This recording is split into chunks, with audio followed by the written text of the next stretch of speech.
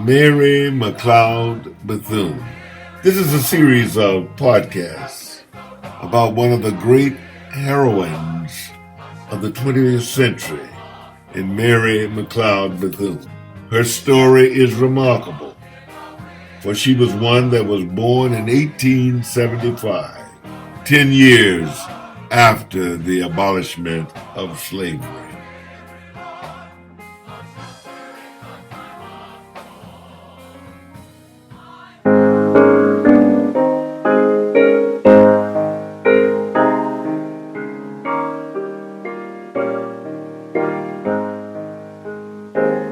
Podcast number 3. Be not dismayed, whate'er betide, God will take care of you.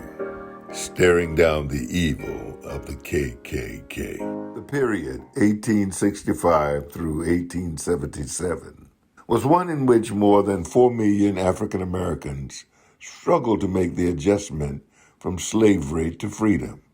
Many believed that their civil rights were protected by the 14th Amendment and that their rights to participate in the political process was guaranteed by the 15th Amendment. They were eager to acquire the education, which was denied them as slaves, and sought employment to provide for their economic security. But their expectations were thwarted by white Southerners determined to guide their own destiny and control the Negro.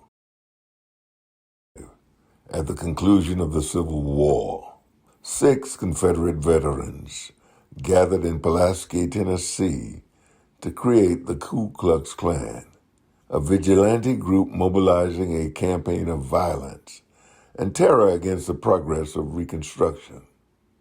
As the group gained members from all strata of Southern white society, they used violent intimidation to prevent Black and any white people who supported Reconstruction from voting and holding political office.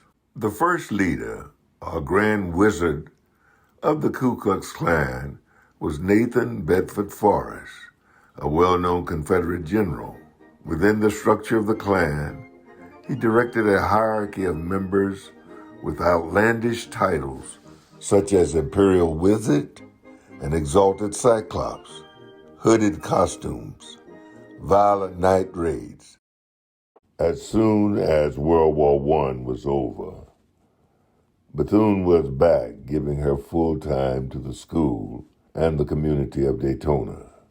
For the school was forever in need of money, and the race situation in Florida demanded exquisite diplomacy. Contrasted with the generous white residents who gave constantly and fully of their support, advice, and encouragement, were the bigoted whites who felt that the Negro must be kept in his place, and that any effort to help him was liable to encourage him to get out of hand.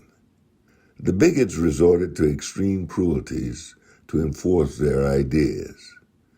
In Daytona, no Negro was permitted on the peninsula side of town after dark. There were times when she saw the need of violating taboos, times when her courage was incredible in the face of conditions in which she had to work. Just before an election in 1920, the terrifying rumor reached the campus that the Ku Klux Klan was going to march that same night. Night came and the entire city was pitch darkness, and so was the school. They were coming. The candlelight flicker grew larger and larger as the parade drew near. It expanded into 2 tall flames. 2 men on horseback, others marched behind them on foot, all shrouded in white, wearing masks to conceal their faces. One of the riders lifted up a horn to his lips and blew a weird, blood-curdling blast.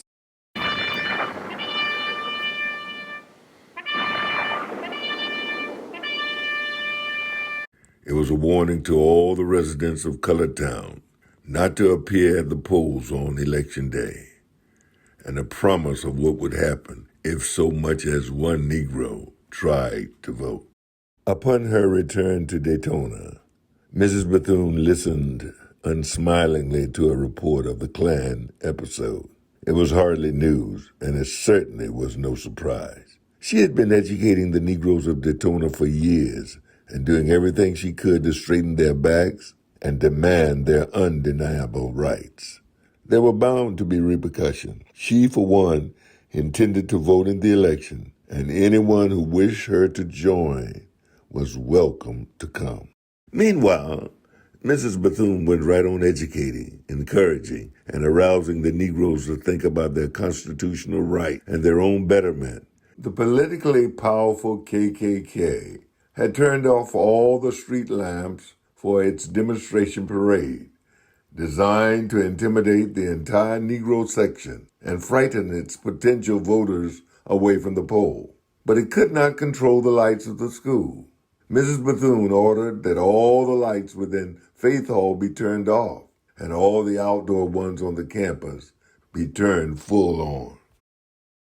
With quavering voices, they joined in the hymn as 75 disguised marauders passed by the windows with their blazing emblems. At 8 o'clock the next morning, when the polls opened, two lines were stretching outside the store, which was the assigned voting place, plainly marked white and colored.